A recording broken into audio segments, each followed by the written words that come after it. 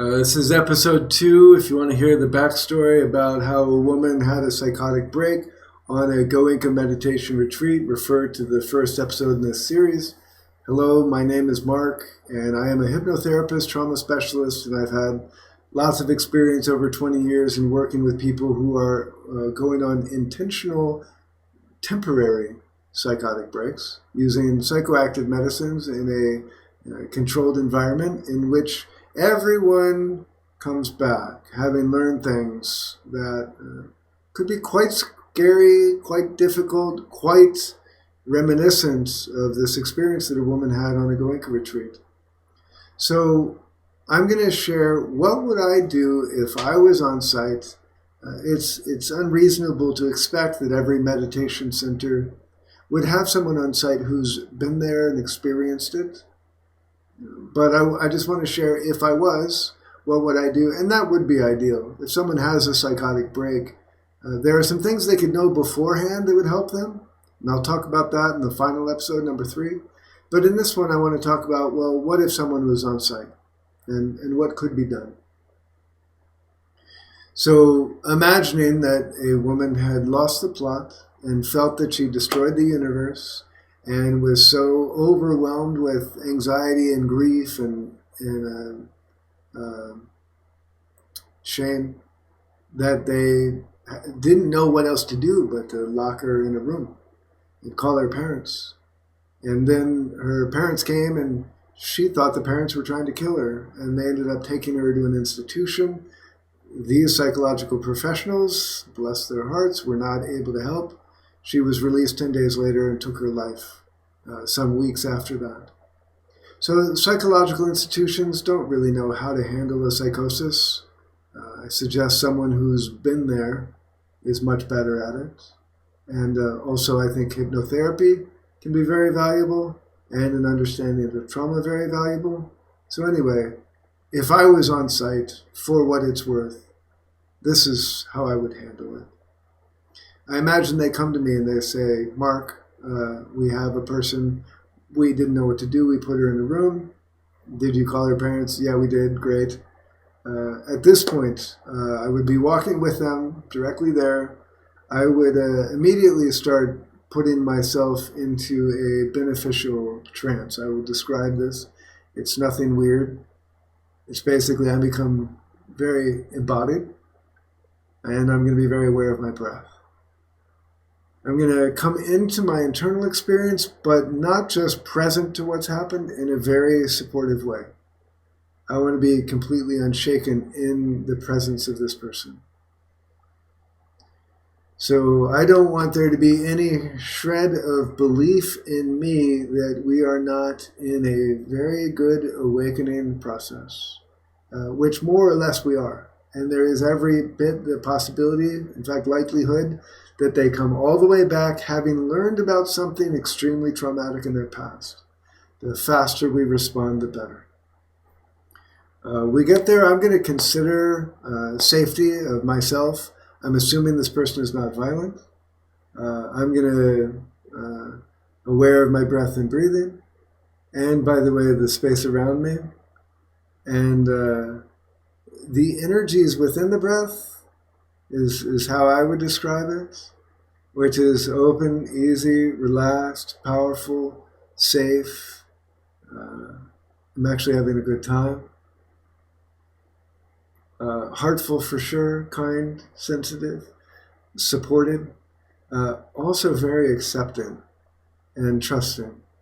And really all of these, to the standard awareness, are going to seem a little bit odd. I hope they rub off on you a little bit. They're beautiful qualities. I do incorporate these into my work. I refer to this as the personal universal protocol of how do I meet my experience in a beautiful way. I'm going to walk into the room, and I'm not going to be confronting. I'm going to try to hold myself at an angle, and I'm going to make eye contact with very soft eyes. I'm aware of my peripheral vision. This helps me to be aware of all of presence. And I'm breathing in a relaxed way. And really, because I'm good, I'm in contact with what's real, and we have a real challenge here, but I'm good. And so I'm happy for time to pass. I am in no rush at all. But I do realize this person's in a torment, and I am eager for them to escape from that as soon as possible, but in the best of ways. And to do that, I'm not going to rush anything. So I don't know exactly what I'm going to say because I'm going to be responsive to them. So what happens here is a suggestion of what might happen. And I may initially just say, hello. I'm going to create as much time as I can between these statements so that it doesn't feel rushed. But for your sake, I'm going to speak them more quickly. How are you? Now, whatever they say is what they say. If they say fine, fine. If they say not good, not good. Whatever it is, I accept. It doesn't impact me, but I am in contact and I'm empathizing. I'm choosing to feel what they're feeling while feeling really good myself. Hopefully you're understanding how not simple this process really is, but how important it is to be in a good way. I'm not going to do any effort to try to change them. Any effort would create a resistance in them. So this is why the space. Do you need anything? Now, response or no response, doesn't matter. If they need something, I'm going to get it for them. But I want to keep offering that I'm here in service and support. Are you thirsty? A person who's out of their mind might not realize they're thirsty. And being well hydrated may be part of the solution. Are you warm enough? Would you like a blanket? The more things I can offer that are genuine offers that might be supportive, the better. Now here's one that I think might be very valuable. Are you okay in this space? Would you like to go outside? Now, this person may believe they're out of their mind. They may believe that they've been imprisoned. It kind of sounds like that. It kind of sounds like she did something wrong. They know it, so they locked her up. And so to offer, we can leave if you want, can challenge the frame that something very bad has happened. Now, let's imagine that we stay here. For simplicity's sake, if we do go outside, I wouldn't want this person to lose track of the process they're having. Because it's been opened up. It's not far away anymore. Pandora's box has been opened. The energy has moved and burned a path from deep repression of very early material into present moment. So I want to make sure this is handled, not just shaken out of it. I don't want to convince her that she didn't destroy the universe. I want her to get comfortable with the universe being destroyed and then learn, okay, what would I like to do today? It might be possible to put Pandora's box, to close Pandora's box and to erase the trails.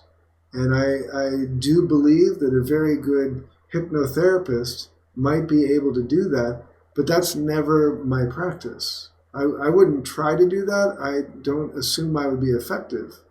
The way that I always work is, it's come up, let's meet this. It's trauma. If there is a distortion, there can be an undistortion. By opening up this content, we may find that we really have to spend some time learning some things that we didn't learn when we were very, very young. I'm not saying this is really necessarily a good thing in their life, but I do want them to meet it as best they can. So I'm going to support that.